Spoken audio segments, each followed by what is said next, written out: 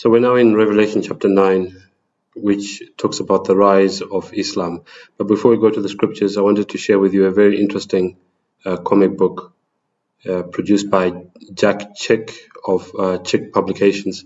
Who Jack Chick himself is now late, but he helped. The information in this comic book came from an ex-Jesuit priest by the name of Alberto Rivera, who received or got this information when he was being trained as a Jesuit before he left the Jesuits. Unfortunately, he was poisoned. A few years later, he had an appointment with a dentist, and he had something put in his gums whilst he was being treated by this dentist. And obviously, this dentist had been sent by the Jesuits to kill Alberto because he was exposing the Catholic Church. But yeah, you can read that. You can read Alberto's story in his first comic book, and I'm sure if you look online, you can download it as a PDF. But this comic book I'm going to share with you is called The Prophet by Alberto Rivera, but Alberto was helped to produce this by Jack Chick. And I'm not reading the whole thing because it's too long. I just want to concentrate on the part of the comic where it talks about the origins of Islam, okay? Because when we go to the Holy Scriptures, it doesn't say specifically who created Islam. Of course, most people think it's Muhammad who created Islam, but actually Muhammad was just a puppet. So without wasting time, let's get into this comic book. I can't remember exactly how many pages we're going to read, but yeah, let's start here. It says, in the 4th century, multitudes in the rural areas heard about the holy man in Rome who replaced the Caesars. You see that? They're talking about the Pope. The Pope replaced the Caesars, not Christ. He didn't replace Christ. He had a strange army of priests, monks, and nuns who fasted, prayed, and helped the poor. The people looked at the religious followers of this man, the Pope, with fear and great respect. In Algeria, North Africa, in 354 AD, a devout Roman Catholic mother gave birth to a son. His name was Augustine. This faithful Roman Catholic leader is called a church father. I think I should have read down here. Augustine was a genius and eventually became a saint, in quotes, in the Roman Catholic religion. He was the Bishop of Roman Africa. So Augustine wrote 2 famous works, The City of God and Confessions, which, unknown to the Arab world, have greatly affected their lives for centuries. Augustine was busy winning Arabs to Roman Catholicism, including whole tribes, but multitudes of Arabs hated Catholicism and would not convert. In time, spies were sent to those remote nomads who rejected Catholicism and spread the word that one day a great leader would appear who would gather the Arabs together. 200 years after Augustine, around 570 AD, Muhammad was born in Mecca, Saudi Arabia. This man would change the course of world history. I suppose that's why Mecca is the holiest place for those of the Muslim religion.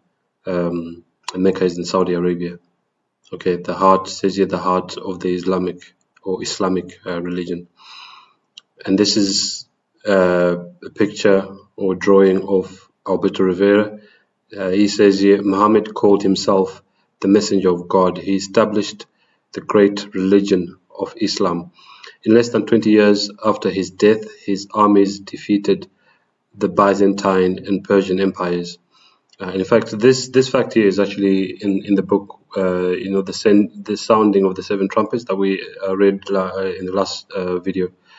It says, and later his armies, that's Muhammad's armies, swept into Europe. The prophet, so-called Muhammad, was an amazing man. First, I would like to show you the Islamic religion as the world sees it. Then I'll share what I learned in the Vatican, how Islam actually came into existence, you'll be shocked. What I'm going to tell you is the most incredible story of intrigue you'll ever hear. Now, I'm not sure that it's necessary for us to read everything, but what I want to concentrate on is how Islam was actually created. Says here, this is how the world sees the great religion of Islam founded by the Prophet Muhammad, which now has almost 1 billion followers. So here's a map that shows where Islam dominates, but of course it goes wider than that. We know that in the UAE and other places, most of those places are they follow Islam as their religion. The most sacred city is called Mecca and is found in Saudi Arabia. It is also the birthplace of their prophet Muhammad. Islam claims that Abraham and Ishmael built the house of God beside the well Zamzam, which saved the life of Ishmael and his mother Hagar. Here is where we will build my son. This is supposed to be Abraham. The original house of God was small. I just thought of something. Let me just make this a bit bigger so you guys can see. Yeah, the original house of God was small compared to the newer 50-foot cube-like stone structure which replaced it. It is called the Kaaba, the house of God. Faithful Muslims worldwide pray 5 times a day in the direction of this holy place, praying directly to their God, Allah, without an intermediary. In Mecca, the faithful Muslims circle the Kaaba, shedding tears, seeking blessings and mercy, and yearning for Allah's company in paradise. 3 major religions have one thing in common. Each one has a holy place where they look for guidance. Roman Catholics look to the Vatican as their holy city. The Jews look to the Wailing Wall in Jerusalem as their holy place. Of course, the Wailing Wall is not part of the Jewish temple that was destroyed in AD 70. This is just a remnant of a Roman fort that was near the temple, but not exactly it wasn't exactly in the same place. The Muslims look to Mecca as their holy city. Each group believes that they receive certain types of blessings for the rest of their lives for visiting their holy place. So they go on pilgrimages to these various places. Well, for Christians, we don't go on pilgrimages. We await the second coming of Christ, and He will take us to heaven. Personally, I don't believe that there is any holy place here on this earth. But just carrying on with this, it says here, in the beginning, visitors would bring gifts to the house of God, and the keepers of the Kaaba were gracious to all who came. Some brought their idols, and not wanting to offend these people, their idols were placed inside the sanctuary. It is said the Jews looked upon the Kaaba as an outlying tabernacle of the Lord with veneration until it became polluted with idols. Eventually, the people no longer had access to the well, Zamzam, because the tribe guarding the sacred places was unjust. These people were from Yemen and were called Jeremites. The Jeremites also had control of Mecca. Finally, the people rose up against the Jeremites to drive them away. As they left, the Jeremites got even. They dumped part of the treasure of the Kaaba, offerings of pilgrims which had accumulated for years, into the well of Zamzam. They filled it with sand, and the well disappeared. A tribe called Kuzites took over, but they allowed the Moabite god Hubal to be placed in the Kaaba and continued in idolatry. The Kuzites were replaced by the Quraysh, a powerful tribe of Arabs descended from Ishmael. There arose a man in Mecca who was respected by the Quraysh, even though he was of the tribe of Hashim. His name was Adb al-Muttalib, and he was the grandfather, of the Prophet Muhammad. Muttalib was given visions telling him where to find the well. A spirit told him to look for blood, dung, and and ants' nest and pecking birds. He found the clues between two idols where the Quraysh performed their sacrifices. He dug and found the well and its treasures and became the hero of Mecca. Muttalib prayed to his God. If this God would bless him with 10 sons, he would sacrifice one of them to him at the Kaaba. Over the years, his prayers were answered. His youngest son was his favorite, a handsome youth by the name of Abd Allah. It was time to keep his vow to his God. One of his sons must die. In the Kaaba, before the Moabite god Hubal, arrows were used in a divination ceremony. The lot fell upon his youngest son, this one. The mother of Abd Allah, along with others, opposed him. His sons begged him to let their brother live. He visited a wise woman for advice. She consulted with a familiar spirit and she told Muttalib to again cast lots to see if God would accept the sacrifice of camels in his son's place. 100 camels were killed and Abd Allah was spared. He became the father of the Prophet Muhammad. It was the Roman Catholic Arabs who were pushing the concept of looking for an Arab prophet, just as the Jews were looking for their Messiah. Who but a prophet would be capable of ridding the Arabs of their worship of false gods? There was even an icon of the Virgin Mary and baby Jesus in the Kaaba. Abd Allah married Amina in AD 569. He had to leave with a caravan to do some trading. He became ill and died. Amina was carrying his baby. I'm sorry, Abd Allah is dead. Oh no, it says here. Tradition teaches that she heard a voice say to her, "Thou carriest in thy womb the Lord of this people, and when he is born, say, I place him beneath the protection of the One from the evil of every envier, then name him Muhammad." When the child was born, his grandfather Abd al-Muttalib carried little Muhammad to the Kaaba and prayed a prayer of thanksgiving to Allah for this gift. Sons born to great Arab families in places like Mecca were sent into the desert to be suckled and weaned, and spent some of their childhood with Bedouin tribes for training and to avoid the plagues in the cities. The poor family who took Muhammad to nurse and care for him were greatly blessed in many ways. Islam teaches that Muhammad was a small boy. When Muhammad was a small boy, two men in white appeared and laid him down, opened his chest and brought forth his heart, took from it a black clot which they cast away. Then they washed his out with snow. There was no mark on his chest, but there was a small oval mark on his back, which had been there from birth. Years later, he was able to describe the event more fully, and then Muhammad made this incredible statement: Satan touches every son of Adam the day his mother beareth him, save only Mary and her son. Why would Muhammad be pushing Roman Catholic teaching? Isn't this strange? Muhammad's mother, Amina, died when he was 6 years old, leaving him an orphan. Then his grandfather, Abd al-Muttalib, cared for him, but 2 years later his grandfather died. These were two of the great sorrows of his life.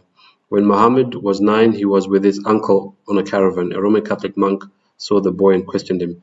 Then he asked to see the mark on his back. He exclaimed, "It is the seal of prophethood." He warned Muhammad's uncle, Take thy brother's son back to his country and guard him against the Jews. For by God, if they see him and know of him, that which I know, they will construe evil against him. Great things are in store for this brother's son of thine. The Roman Catholic monk had fanned the flames for future Jewish persecutions at the hands of the followers of Muhammad. Muhammad was 25 years old when he married a wealthy widow, Khadija. She was about 40 at the time.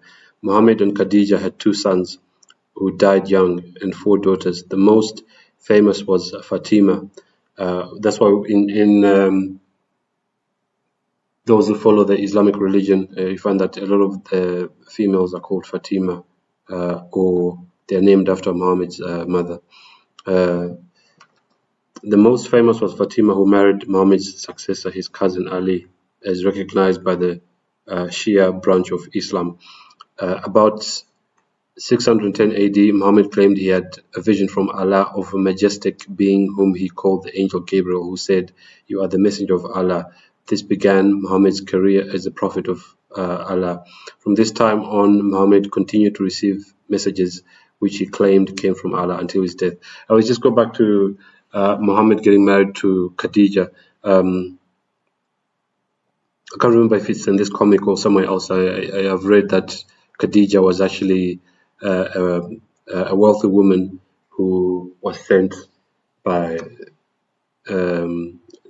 those in the Catholic Church to go and marry Muhammad, so that they could set up this religion. And in fact, Islam is really Khadija. Something else I forgot to mention is Khadija was actually a nun in the Catholic Church.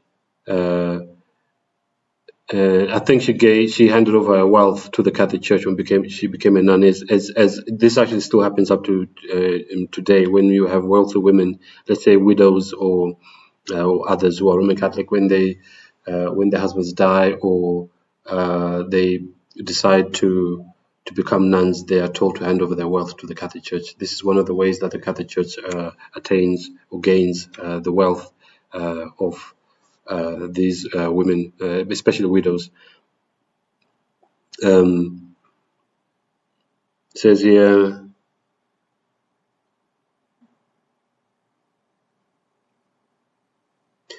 with the help of his wife's Roman Catholic cousin, Waraka, the Prophet Muhammad was able to interpret these messages. Waraka said, "Verily, Muhammad is the prophet of this people." In the 5th year of Muhammad's mission, persecution came against his followers because they refused to worship the idols in the Kaaba. Muhammad instructed some of them to flee to Abyssinia. Negus, the Roman Catholic king of Abyssinia, accepted them because Muhammad's views on the Virgin Mary,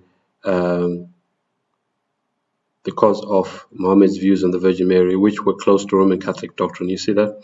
So what I wanted to say earlier, before I started talking about Khadija, is that Islam is actually Roman Catholicism for the Arabs, because Islam was started by the Catholic Church, as you shall see. Hopefully I won't have to read much longer, because I don't want to be reading. You guys can get this book for yourselves and read it for yourselves. Muhammad claims that one night while sleeping next to the Kaaba, he was awakened by an angel called Gabriel, who led him to a heavenly type of animal with wings named Burak. When he mounted the beast, they flew to the site of the Jewish temple ruins at Jerusalem. Muhammad said at the temple site he was joined by the prophets Abraham, Moses, Jesus, and others who prayed behind him. So you see that Muhammad said all these things to make himself look like he was some great prophet. Even Jesus himself will come down to be with him, and in Abraham and Moses. After prayer, he mounted Burak and ascended into heaven, where he again met with the prophets and finally God himself. Muhammad claims to have received the creed of Islam in instructions for the 5 daily prayers directly from God in heaven. This vision made a tremendous impact on world history at a later date. Because of persecutions, Muhammad emigrated to Medina in 622 AD, some 200 miles north of Mecca. From there, he led razzias, attacks on caravans from Mecca. He won minor battles, and those opposing him in Medina were assassinated. Not a very godly man. It says here, Mecca sent an army of 10,000 men to take Muhammad. They failed. They couldn't penetrate his defense. After a night of wind and rain, the great army melted away. As a statesman, Muhammad didn't want to crush Mecca, but wanted to win them to Islam. In 630 AD, with 10,000 men, Muhammad conquered Mecca and the Kaaba was cleared of idols. History proves that before Islam came into existence, the Sabians in Arabia worshipped the moon god, who was married to the sun goddess. They gave birth to three goddesses who were called Alat, Al-Uzza, and Manat. They became idols and were worshipped throughout that part of the world as daughters of Allah. And I believe that this is what Salman Rushdie wrote in his book. And Salman Rushdie, I think, in the last 2 years was attacked whilst speaking. I think he was in the United States. Someone stabbed him, but fortunately he wasn't killed. So I'm trying to remember what his book was called. Salman Rushdie. Let me just type that into my search engine and see if it comes up.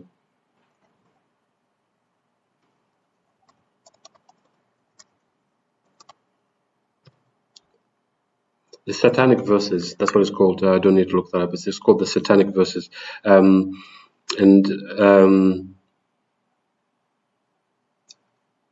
can't remember what it's called now. He's been targeted by those of the Islamic religion that he should be killed.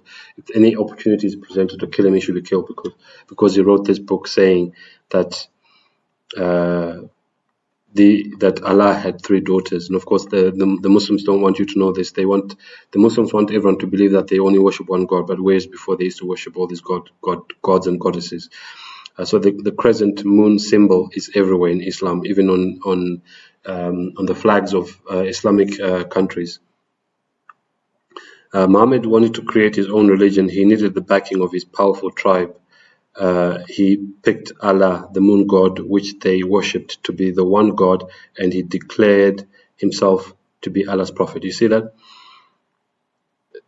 Allah is basically the moon god. That's why it's on the flags of Islamic countries.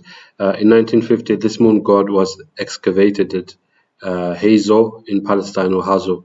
The photo shows Allah sitting on a throne. Notice the crescent moon on his chest.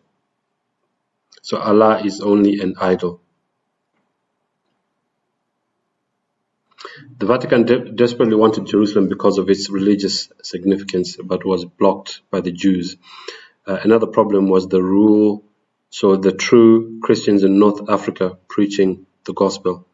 Roman Catholicism was growing in power and would not tolerate any opposition, even today. When you see Christians or those of other religions being persecuted, it's actually the Catholic Church who's behind it. When you hear that terrorists are killing Christians and all this, like in Syria, and the Muslims are killing Christians in Nigeria and other places, it's the Catholic Church that's behind all that, because they don't like opposition or competition. Somehow the Vatican had to create a weapon to eliminate both the Jews and the true Christian believers who refused to accept Roman Catholicism. Looking to North Africa, they saw the multitudes of Arabs as a source of manpower to do their dirty work. Now, I won't read everything here. I just want to get to the part where the Muslims were used by the Catholic Church. In the Vatican briefing, Cardinal Bay told us this. So this is Alberto speaking here. That during his training, a cardinal by the name of Cardinal Bay told him that a wealthy Arabian lady who was a faithful follower of the Pope played a tremendous part in this drama. She was a widow named Khadija. She had given her wealth to Mother Church and retired to a convent. While there, she was given a strange assignment and sent back into the world. Her job was to find a brilliant young man who could be used by the Vatican to create a new religion and become the Messiah for the children of Ishmael. She soon found young Muhammad and they were married. Khadija had a cousin named Waraka, who, like herself, was a beautiful... Sorry, let me read that properly. Khadija had a cousin named Waraka, who, like herself, was a very faithful Roman Catholic. He had tremendous influence on Muhammad. The Vatican had him placed in a critical spot as Muhammad's advisor. Rome had found their man, and money was no object. Teachers were sent to young Muhammad, and he underwent intensive training. Muhammad devoured the works of Saint Augustine under Waraka's teaching and became a devotee of his works. This was preparing him for his great calling. That's why there are so many similarities between Islam and the Roman Catholicism. And in fact, if you go on YouTube and look for a video titled The Islamic Connection by Professor Walter Veith, and Veith is spelled Veith, Professor Walter Veith from South Africa. He did a very good lecture on similarities between Islam and Catholicism. Why are there similarities? Because it's basically the same religion. Like I said earlier, Islam is Catholicism for the Arabs. It says here, Satan was determined to block the gospel of Jesus Christ from reaching the children of Ishmael. By using the Vatican, Satan closed the door for centuries, depriving the Arabs from hearing about the light of the world. Under orders from the Vatican, Roman Catholic Arabs across North Africa began spreading the story of a great one who was about to rise up among the people and be the chosen one of their God. While Muhammad was being groomed, he was told that his enemies were the Jews. He was also told that the Roman Catholics were the only true Christians, and that the others calling themselves Christians were actually wicked impostors and children of the devil who should be destroyed. This satanic teaching is believed today in the minds of Muslims worldwide, and it destroys the efforts of reaching them for Christ in every Muslim nation. When Muhammad began receiving his divine revelations in a cave in Mount Hira, not far from the outskirts of Mecca, Waraka, the Roman Catholic cousin of Muhammad's wife, became deeply involved in interpreting the visions given to Muhammad. So Muhammad got visions and dreams when whilst he was in the cave, in the same way that Ignatius Loyola also received visions and dreams in the cave. And eventually, out of this came forth the so-called holy book of Islam called the Quran, which contains much of Muhammad's writings. Interestingly, from an early stage, Muslims received protection from Catholic kings because of Muhammad's revelation concerning the Virgin Mary. See that Muslims respect and revere the Virgin Mary, but of course it's not the Virgin Mary of the Holy Scriptures. It's this so-called Virgin Mary is actually it's the devil, because the devil appears in different forms to different people. He can appear as Moloch or Baal, as Remphan, as all these gods and goddesses even that we have in the world in different religions. So Alberto Rivera says here, but there still remained unpublished works of Muhammad. They are now in the hands of high-ranking holy men, ayatollahs in the Islamic faith. When Cardinal Bey shared this with us in the Vatican, he said, these writings are guarded because they contain information that links the Vatican to the creation of Islam. Both sides have so much information on each other that if exposed, it would create such a scandal, it would cause a major disaster for both religions. By the time Muhammad died, the religion of Islam was exploding. The nomadic Arab tribes were joining forces in the name of Allah and His Prophet Muhammad. In their holy book, the Quran, Jesus is regarded as only a prophet. If the Pope was his representative on earth, then he also must be a prophet of God, which caused the followers of Muhammad to fear and respect the Pope as another holy man. The Pope moved quickly and issued bulls granting Arab generals permission to invade and conquer the nations of North Africa. One, they were supposed to eliminate the Jews and Christians, true believers, which they called infidels, to protect the Augustinian monks and Roman Catholics, conquer Jerusalem for His Holiness, so-called, in the Vatican. The conquest of North Africa was underway. As time passed, the power of Islam became tremendous. Jews and true Christians were slaughtered and Jerusalem fell into their hands. Interesting note, Roman Catholics were never attacked. It's just like how in World War I and World War II, the Vatican St. Peter's Basilica was never had any bombs dropped on them. In fact, there's a pilot, an American pilot, who came up after, I think it was after World War II, who came out and said he had received orders that they were not supposed to drop any bombs on the Vatican. Says here, it was time for the payoff. The Pope asked for Jerusalem. Well, but by now the Arab generals felt the exhilaration of victory everywhere they went. They felt nothing could stand in their way. The Pope's carefully laid plans began to backfire, and then crumbled before his eyes. So I think, let me just read a bit more and then I'll stop. The Muslim generals were determined to conquer the world for Allah, so they now turned their eyes towards Europe. The Islamic ambassadors approached His Holiness in the Vatican and asked for papal bulls to give them permission to invade European countries. The Vatican was outraged. War was inevitable. And this is what led to the Crusades. You see here, the Pope getting angry. It says here, temporal power and control of the world was considered the basic right of the Pope. He wouldn't think of sharing it with what he considered heathens. The Pope raised his armies and called them crusades to hold back the children of Ishmael from grabbing Catholic Europe.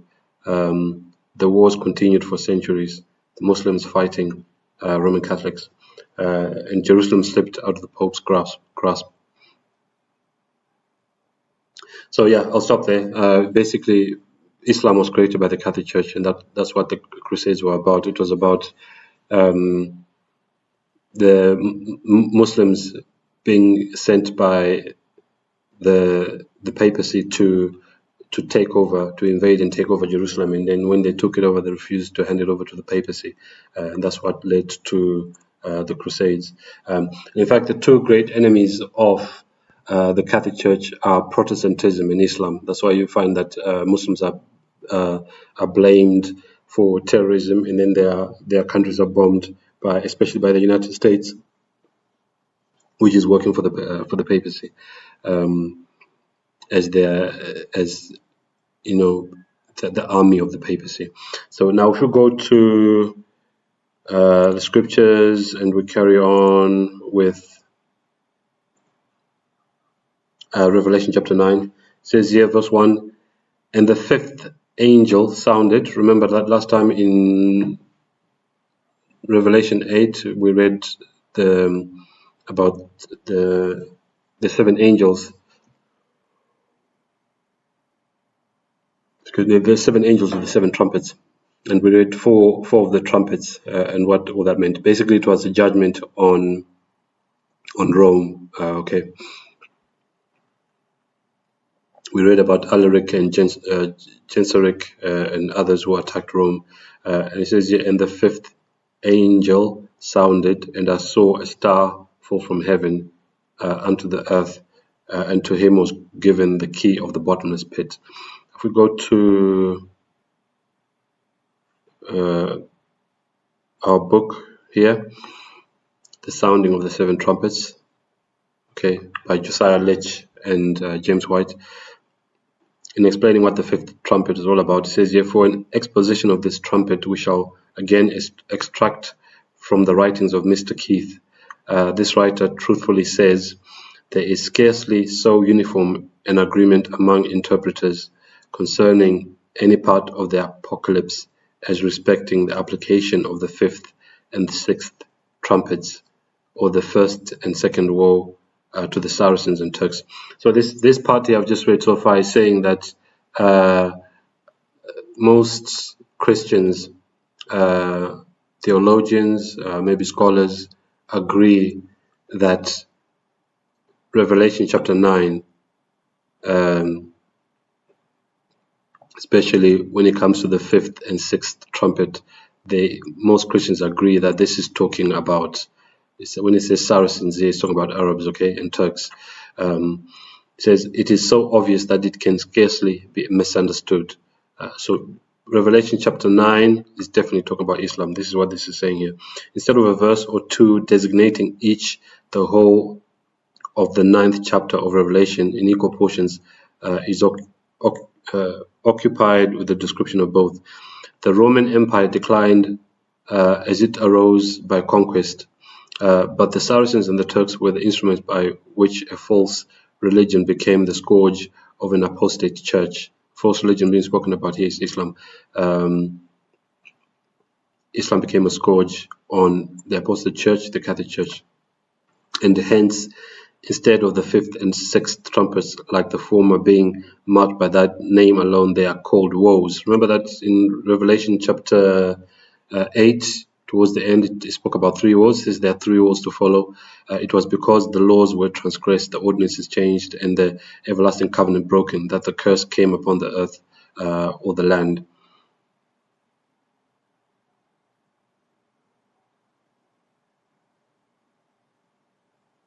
It says here the spiritual supremacy of the Pope, it may be remembered, was acknowledged and maintained after the fall of Rome by the Emperor Justinian. Justinian was the one who gave the Catholic Church authority over all the churches worldwide.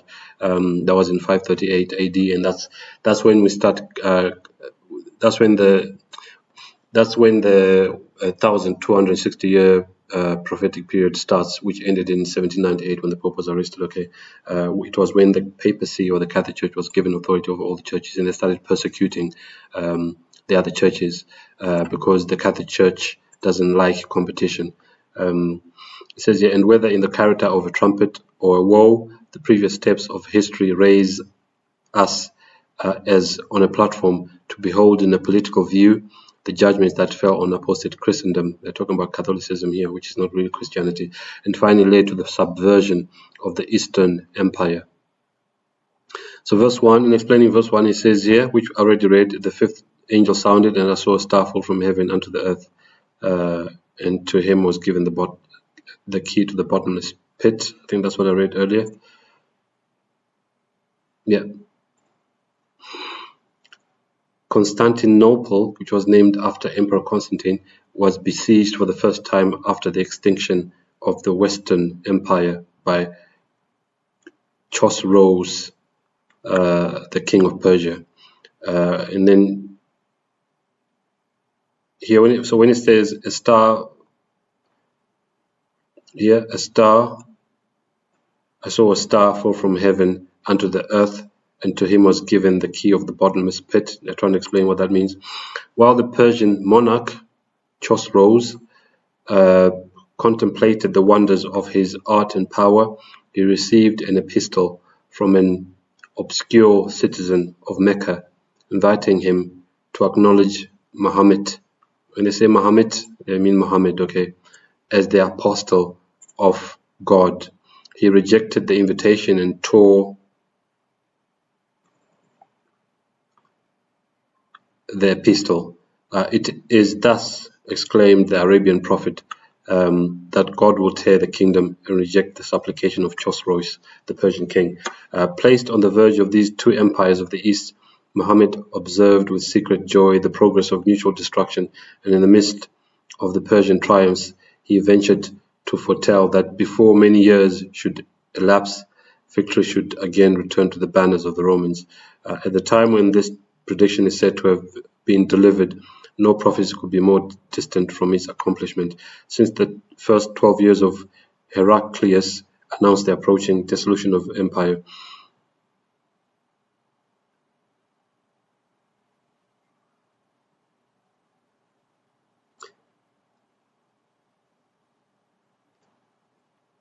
Okay, I'm trying not to read everything, because you can get this book downloaded and read it for yourselves. I'm trying to explain what here, where are we?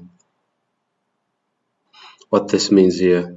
The fifth angel sounded, and I saw a star fall from heaven unto the earth. This is obviously talking about Muhammad, and to him was given the key of the bottomless pit. Okay.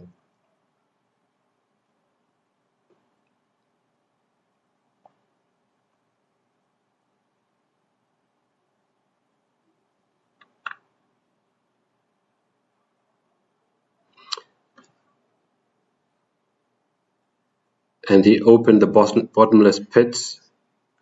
That's verse 2. See here, and he opened the bottomless pits, and there arose a smoke out of the pit. What is that supposed to mean? he fell unto the earth when the strength of the Roman Empire was exhausted, and the great king of the East lay dead in his tower of darkness. The pillage of an obscure town on the borders of Syria was the prelude of a mighty revolution. The robbers were the apostles of Muhammad, and their fanatic valor emerged from the desert. A more succinct yet ample commentary may be given in the words of another historian. While Chosroes, thus of Persia, the king of Persia, was pursuing his dreams of recovering and enlarging the empire of Cyrus, and Heraclius was gallantly defending the empire of the Caesars against him, while idolatry and metaphysics were diffusing their baneful influence through the Church of Christ, and the simplicity and purity of the gospel were nearly lost beneath the mythology which occupied the place of that ancient Greece and Rome. The seeds of a new empire and of a new religion were sown in the inaccessible deserts of Arabia. The first woe arose at a time when transgressors had come to the full, when men had changed their ordinances and broken the everlasting covenant, when idolatry prevailed, or when tutelar saints were honored, and when the mutual destruction of the Roman and Persian empires prepared the way of the fanatic robbers. So what does it mean when it says, and there arose a smoke out of the pit as the smoke of a great furnace, and the sun and the air were darkened by reason of the smoke of the pit?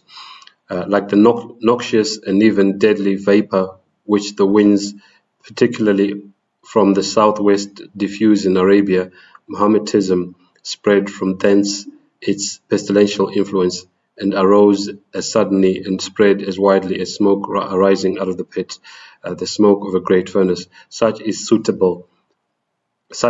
a suitable symbol of the religion of Muhammad of itself, or as compared with the pure light of the gospel of Jesus. So the smoke referred to here is the false religion of Islam. Okay, it was not like the latter, a light from heaven.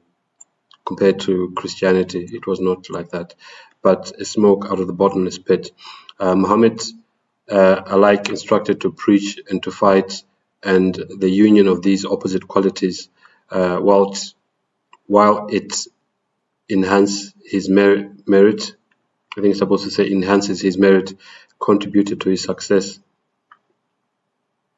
The operation of force and persuasion, of enthusiasm and fear continually acted on each other, till every barrier yielded to their irresistible power. The first caliphs ascended the pulpit to persuade and edify the congregation. Now let's go to the other part of the verse. And they came out of the smoke, and let's just make sure we've covered the whole of verse 2. Okay. Smoke here being referred to is the false religion of Islam. It says, there arose a smoke out of the pit as the smoke of a great furnace, and the sun and the air were darkened by reason of the smoke of the pit. Verse 3, and there came out of the smoke locusts upon the earth, and unto them was given power as the scorpions of the earth have power. A false religion was set up, which, although the scourge of transgressions and idolatry filled the world with darkness and delusion, and swarms of Saracens, like locusts, overspread the earth and speedily extended the ravages over the Roman Empire from east to west. The hail descended from the frozen shores of the Baltic. The burning mountain fell upon the sea from Africa, and the locusts, the fit symbol of Arabs, issued from Arabia, their native region. They came as destroyers, propagating new doctrine and stirred up to rapine and violence by motives of interest and religion.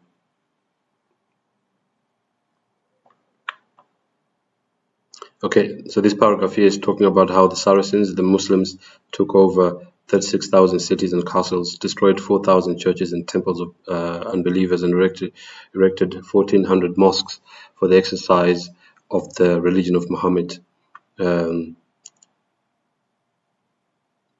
At the end of the 1st century of Hegira, the caliphs were the most potent and absolute monarchs of the globe, of the world.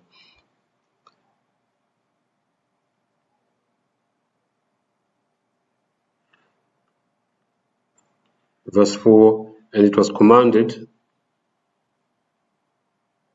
and they came out of the smoke. Just make sure we've covered everything. The smoke that's referred to in verse 2. They came out locusts upon the earth, and unto them was given power as the scorpions of the earth have power. So this is referring to the military power of Islam, which we've read about. Verse 4, and it was commanded them that they should not hurt the grass of the earth. Remember, we read about grass before, and grass can be a symbol for people. Neither any green thing, neither any tree, but only those men which have not the seal of God in their foreheads. What does that all mean? From some of that we read about last time in chapter 8. So verse 4, and it was commanded them that they should not hurt the grass or any green thing, neither any tree, but only those men which have not the seal of God in their foreheads. On the sounding of the first angel, the third part of the trees was burnt up, and all green grass was burnt up. Remember we studied that in our previous video. After the death of Muhammad, he was succeeded in the command by Abu Bakr in 632 AD, who was, as soon as he had fairly established his authority and government, dispatched a circular letter to the Arabian tribes, of which the following is an extract. This is to acquaint you that I intend to send the true believers into Syria, true believers here referring to Muslims, into Syria to take it out of the hand of the infidels. And I would have you know that the fighting for religion is an act of obedience to God. His messengers returned with the tidings of pious and martial ardor, which they had kindled in every province. The camp of Medina was successively filled with the intrepid bands of Saracens who panted for action, complained of the heat of the season and the scarcity of provisions, and accused with impatient murmurs the delays of the Caliph.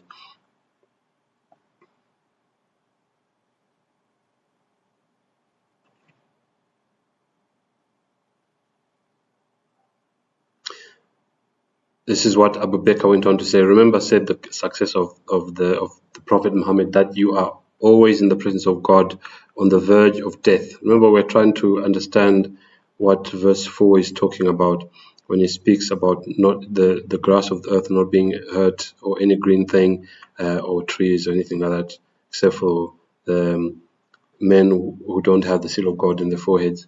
So this is Abu Bakr speaking here. Remember, said the successor of the Prophet Muhammad, that you are always in the presence of God, on the verge of death, in the assurance of judgment and the hope of paradise. Avoid injustice and oppression. Consult with your brethren and study to preserve the love and confidence of your troops. When you fight the battles of the Lord, acquit yourselves like men without turning your backs. But let not your victory be stained with the blood of women or children.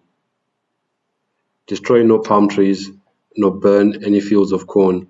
Cut down no fruit trees, nor do any mischief to cattle, only such as you kill to eat. You see, this is kind of a fulfillment of verse 4. When you make any covenant or article, stand to it and be as good as your word. As you go on, you will find some religious persons who live retired in monasteries and propose to themselves to serve God that way. Let them alone, and neither kill them nor destroy their monasteries, and you will find another sort of people that belong to the synagogue of Satan, who have shaven crowns. They're talking about some of these Roman Catholic monks who used to shave the top of their heads. When he says crowns, he's talking about the top of the head. Like the Dominicans and the Augustinians. I think Augustinians definitely used to do that to their heads, of which Martin Luther was an Augustinian before he became a Protestant Christian.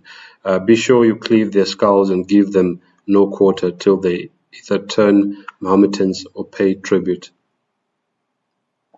So due to time, just move on to verse 5. But I think that explains verse 4 very well. And to them it was given. Who is the them here? The them, I think it'd be quicker if we go to our online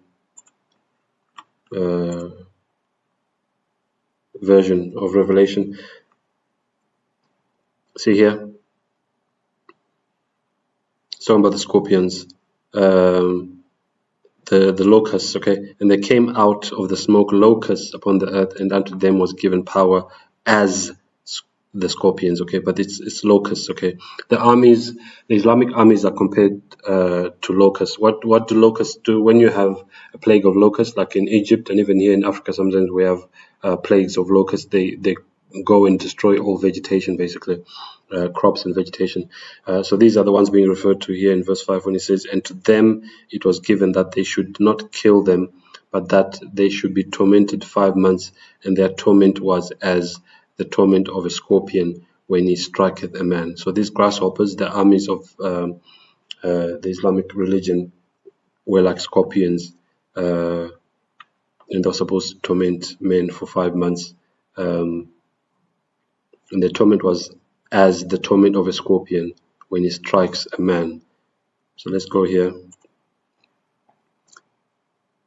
Their constant incursions into the Roman territory and frequent assaults on Constantinople itself were an unceasing torment throughout the empire, which yet they were not able effectually to subdue, notwithstanding the long period afterwards, more directly alluded to, during which they continued by unremitting attacks grievously to afflict an idolatrous church of which the Pope was the head. Their charge was to torment and then to hurt, but not to kill or utterly destroy. The marvel was that they did not, to repeat the words of Gibbon, Gibbon being the one who wrote the Rise and Fall of the Roman Empire.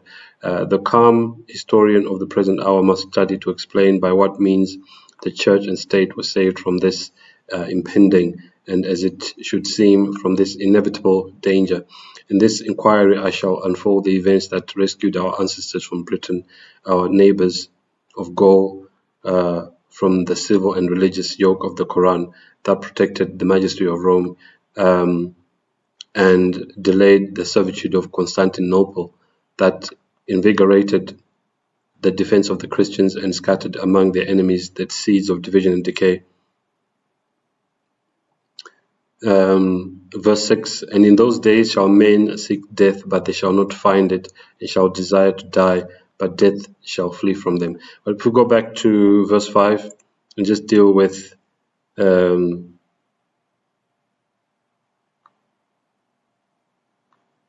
5 months here, if that needs to be explained.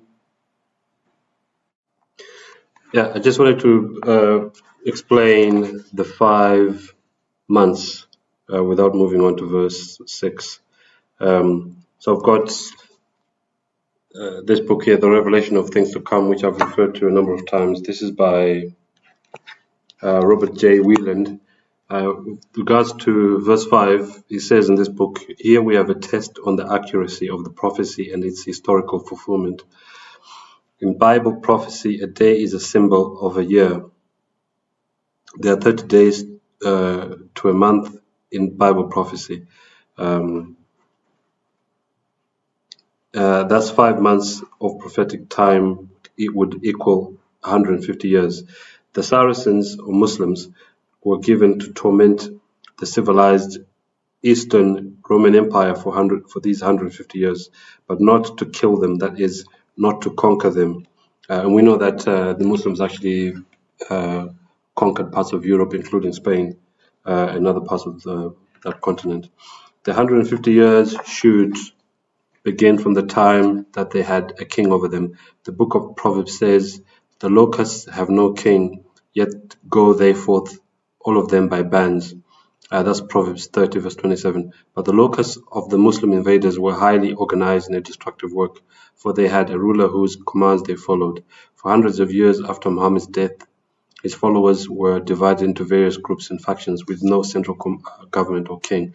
But near the end of the 13th century, Othman founded an organized government which has been known as the Ottoman Empire.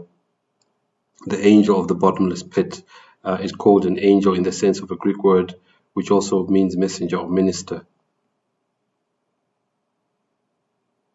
Okay, let's read on.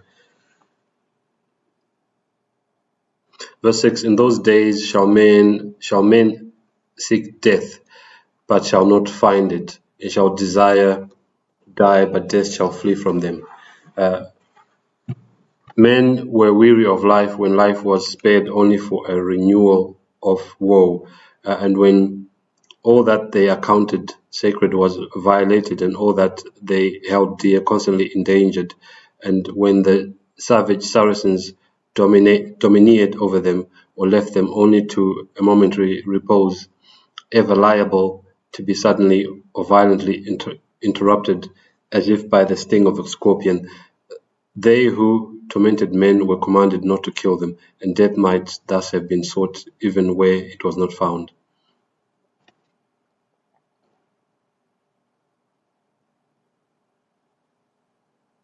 Okay, let's go to verse 9. It says, in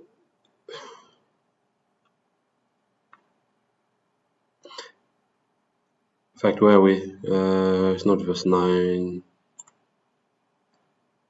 Verse 7, sorry. Verse 7. And the shapes of the locusts were like unto horses prepared unto battle, and on their heads were as it were crowns like gold, and on their faces were as the faces of men.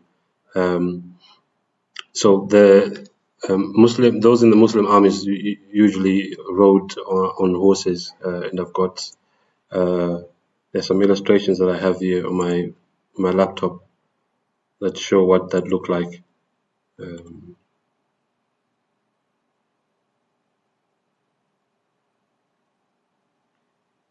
Revelation chapter 9.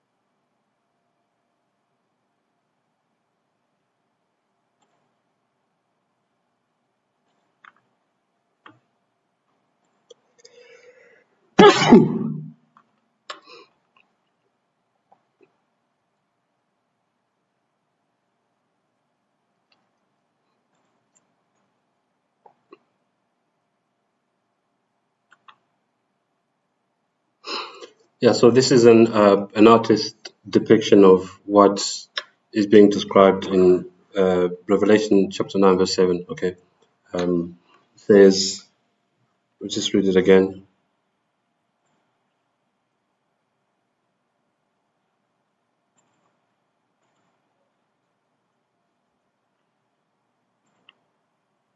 Verse 7, and the shapes of the locusts, this is referring to the Saracens, okay, the Muslims, were like unto horses prepared, unto battle, and on their heads were as it were crowns, because they used to wear turbans, okay. They used to wear this headdress, okay.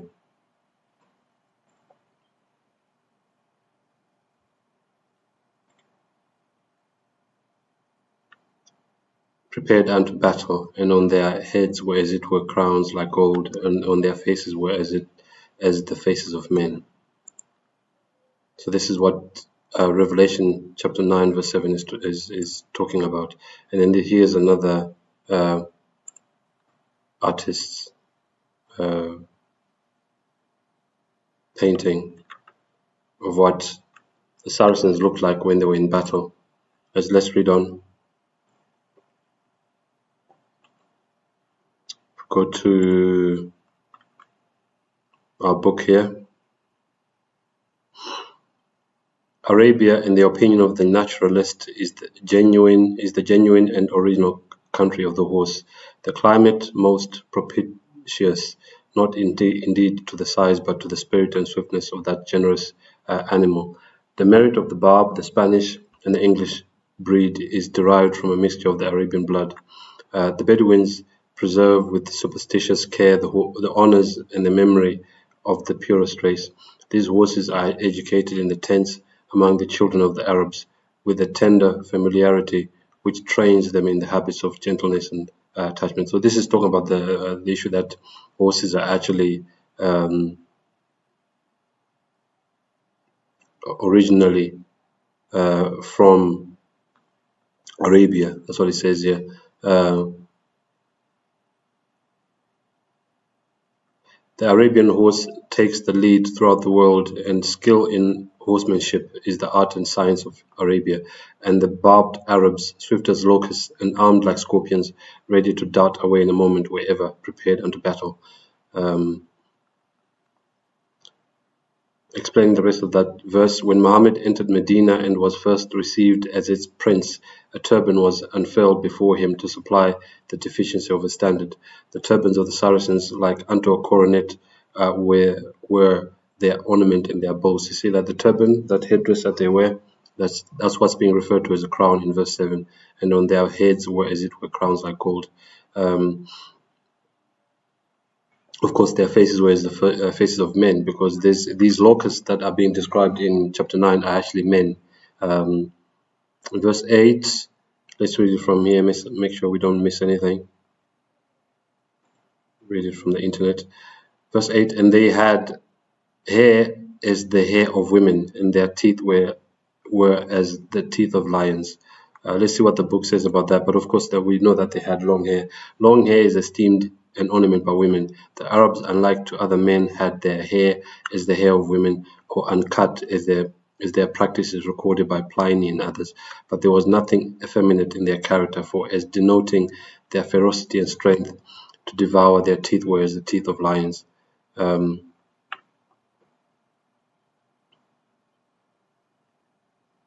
It says, yeah, let's just read from here. And they had breastplates, as it were breastplates of iron.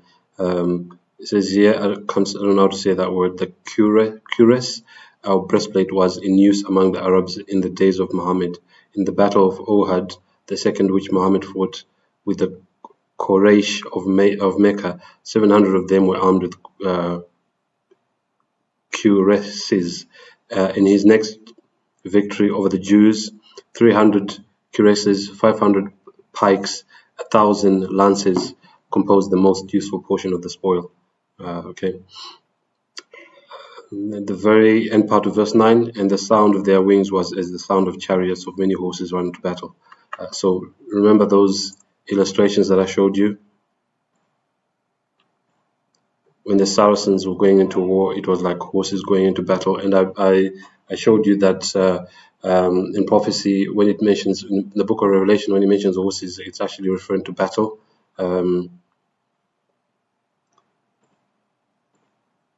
And then here we see that in these illustrations, we see that the Muslims used to use horses quite a lot in battle. That's what the verse is referring to.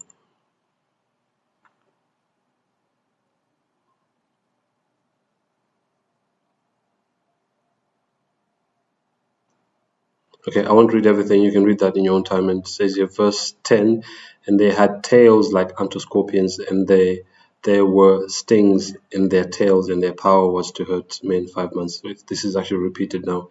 The first part where we read that was the 5 months.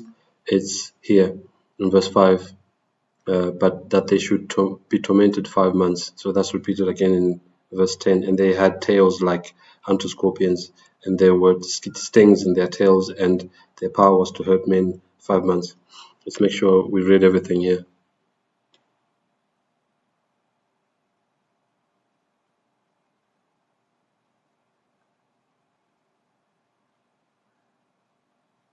Okay, let's go back to our book.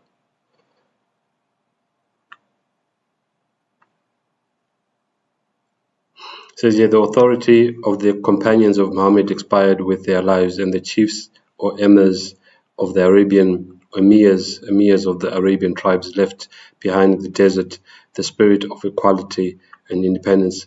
The legal and sacerdotal characters were united in the successors of Muhammad, and if the Quran was the rule of their actions, they were the supreme judges and interpreters of that divine book.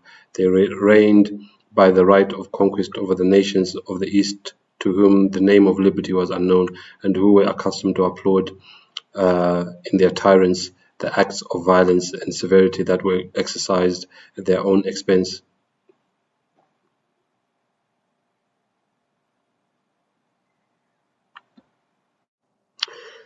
Yeah, so I've been going on for quite a while in this video. I'm just going to end it with by going back to verse 9 here, because I'll end with verse 10. I'll just do 10 verses from this chapter and then carry on from verse 11 on the next video, on our next study. But in verse 10, I just wanted to go back to the issue of horses, and they had breastplates as it were breastplates of iron, and the sound of their wings. This is talking about the locusts, how the armies, the Islamic armies are being compared to locusts. And the sound of their wings was as the sound of chariots of many horses running to battle. And I've said before, and it's in my the key that I created to unlocking the symbols of Revelation. I said that horses, when horses are referred to in prophecy, they're actually referring to war or battle. But horses with a horse with a rider on it can also refer to can also symbolize a messenger. But there's a very interesting verse in the book of Psalms that talks about horses and helping us to understand that horses in prophecy refer to war. Okay, it's in the book of Psalms here. See here, Psalms 21:31. The horse is prepared against the day of battle, but safety is of the Lord. But this very first part here, the horse is prepared against the day of battle. That's what normally horses, when horses are referred to in prophecy, they refer to battle, okay, or war. So that's why I wanted to just go back to that, just explain that again, because it's quite important. But I'll end the video there today.